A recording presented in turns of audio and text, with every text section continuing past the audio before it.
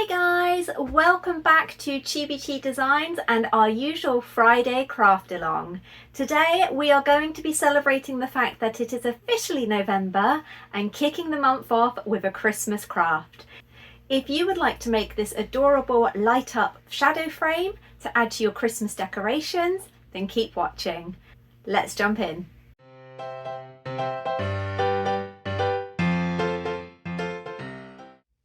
It's completely up to you what colours you would like to do, but I have gone for this really seasonal, glittery white and white cardstock, both of which have been kindly supplied by PaperCutz. You will also need a deep frame shadow box. This one's from Hobbycraft, some battery operated fairy lights and some foam tape. And although you could cut this out by hand, I will be using my Silhouette Cameo. To create this design, we will be using a combination of Canva and Silhouette Studio.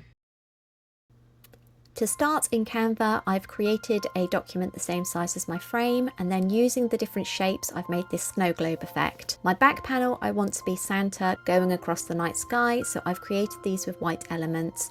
I'm now moving on to the different panels, and I'm going to make sure that everything lines up by copying and pasting each time. Once I have my layers, you can see I'm adding a white block to the bottom. This is so that when it's imported, it only cuts the bit that I need. Then it's time to import to Silhouette Studio, and I'm going to make a rectangle that is the same size of my frame and then trace all the different windows, and for each one I'm going to add that to the rectangle and make as a compound path. This needs to be repeated for all of the different layers. Next up, you need to go in and edit all of the nodes to make sure that it's going to cut smoothly. If anything is too small or too jagged, then you could risk tearing the paper. Once that's done, I've gone in and created a different colour for each of the layers and then centrally aligned all of them so I can see what the design would look like. I wasn't overly happy with the amount of stars that were in the background layer, so I've gone in and created some more, then just added to compound paths so that they will all cut correctly. Next step is cutting, and for this I have gone for the settings of glitter cardstock, blade depth 6, force 33, speed 3, 2 passes and overcut on. 160 GSM card, blade depth 2, force 27, speed 4, overcut on and passes 2.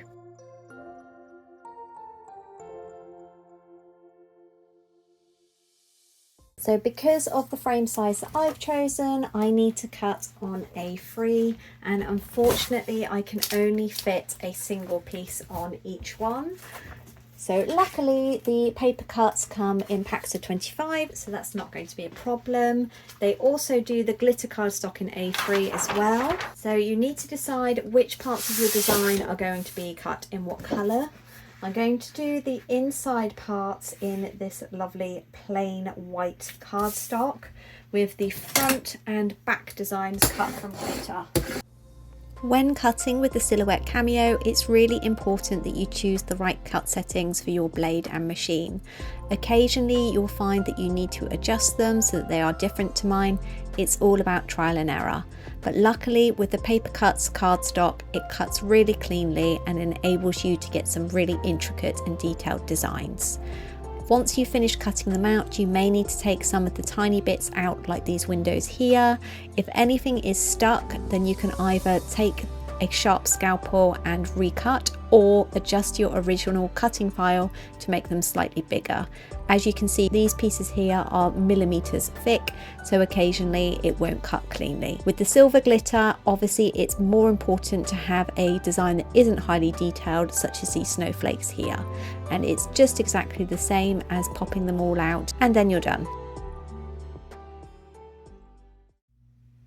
Now that everything is cut, it's time to start assembling. My frame actually comes with this wooden insert. I'm not going to need it because I want to have the whole depth here to be able to build up the layers on my paper cut. So working from the back to the front, I'm going to show you what it will look like completely flat before we add the foam spacers. So I really like the way we've got the contrast of the glitter slightly off-white and then the white village and mountain scene. Obviously you can make this in whatever colorway you would like, so if you wanted to make this all in white, then go for it. So we are going to start flipping the front one, and we are going to start by adding foam spacers around the edges to try and create that depth that we need so that the light can shine through.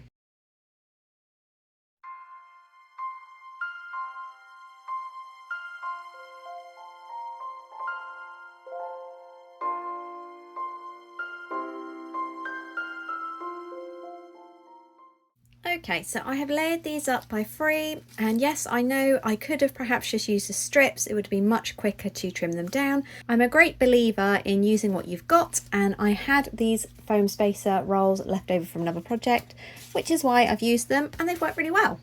So now I need to line everything up onto the next layer. Now this is really important because if you don't manage it, it's going to look slightly off when it's in the frame. So I would start with one corner and then work your way around, making sure everything is lined up. So now, as you can see, we have got a good bit of depth there. So now I'm going to do exactly the same with all the other layers.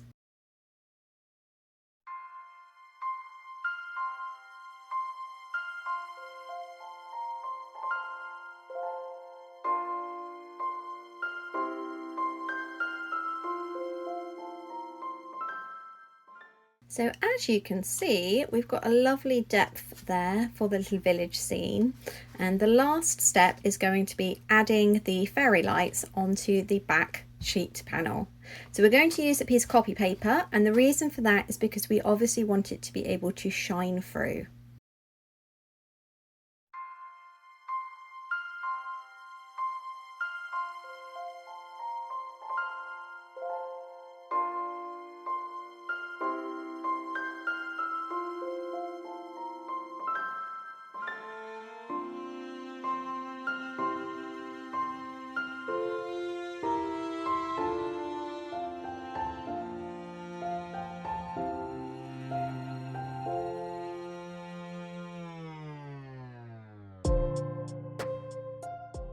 Okay, I think that looks so much better. You can actually see in the windows there's light shining through, and you can see the mountains much better as well. Everything stands out and you can see all of the twinkle lights coming through too. I do quite like the surround here with the glitter because it really does catch the light. Obviously I've got some of my lights on at the moment, so I'm going to insert some footage with it all lit up completely in darkness.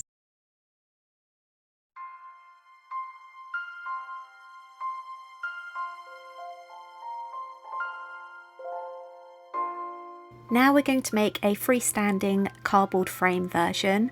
So I have made some markers here that are score lines. You need to make sure that these are a different colour and that you set them to score rather than cut. So if you don't actually have a frame, there is something else that you can do, which is build your own by using just cardstock.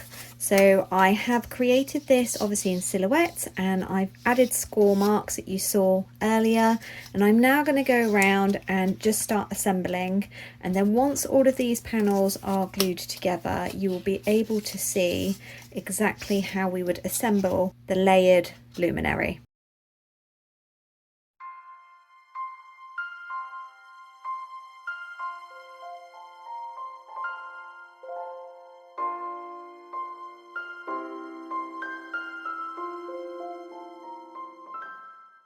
Okay, so now that all of these outer frames are assembled, you can see here that they will stand up on their own once all slotted together. We're going to add in all of the images, and for speed I'm going to use glue dots, but you can obviously use whatever you would like. And then I'm going to secure each of these little panels inside, and then we're going to stack them all up.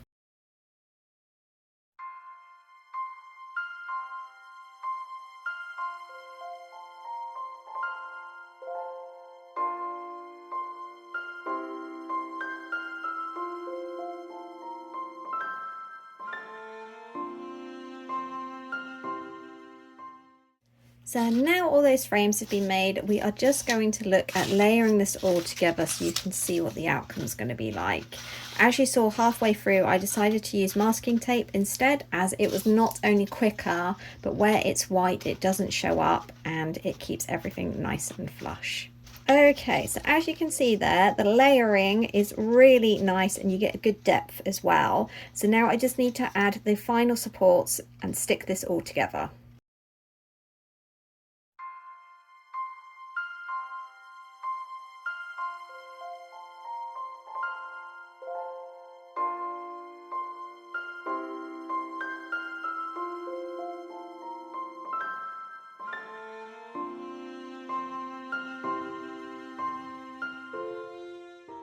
So I've put the surrounds on now and this has turned out so adorable. I prefer it so much more to the frame one. I like how even all the depths are with the spaces that I made, and I've actually covered the back in some tracing paper that is also from PaperCutz. So I thought maybe we could have a look at what this would look like as a standalone luminary that you can put a LED battery behind, because obviously the difference with this is there's not enough space in there for the fairy lights. I mean, you probably could put them in there, but because I've made this a mini one, there's not enough space for mine. But if you were to make it bigger, then they definitely fit. So going on behind here, we have got those flameless battery flickering candles that I showed in the last Halloween video.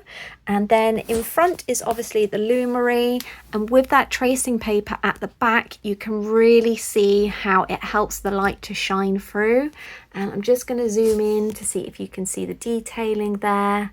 Having it all in the white means that it doesn't catch the light quite as much as the glitter, but there is more definition when it comes to the houses just there, and you can even see some of the snowflakes as well. With the main light still on, you can still see the candles flickering behind, and that really helps with the mountain definition just at the back there, and then you can see the snowflakes at the front too. I am obsessed with how this has turned out, and I think that the white on white really makes it look festive and Christmassy, and this is something that would look beautiful on either a mantelpiece or on a windowsill too. So here we have our framed light up scene and our completely cardboard light up scene.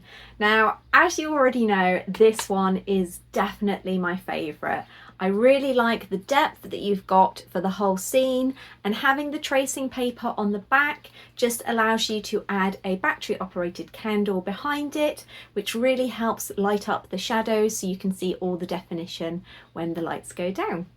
Another good thing about this one is that because of the way it's been designed, it is completely freestanding. It means that you could create multiple layers and just keep going. Whereas with the frame ones, as you could see, the design was starting to get a little bit squished. You can get much deeper frames, but they are super expensive. So this is not only a better design in my opinion, but it is also more cost effective too. In fact, I am so in love with this design, I am going to give it away as a personal use freebie over on my blog. So check out the links in the description box down below if you would like to make your very own. I'd like to take this opportunity to say a great big thank you to PaperCutz. I have used all of their cardstock and tracing paper for this project, and as you can see, because it's the 160 GSM pure white that I've used in the A3, it's helped it really stand up. It's self-supporting and there's none of the sagging that you would get with other brands. As always, I'll drop links to everything in the description box down below, and if you have any comments or questions, then just let me know and I'll be sure to get back to you. Thank you so much for watching. Make sure you tune in next week where I will be showing you another Christmas craft. Bye!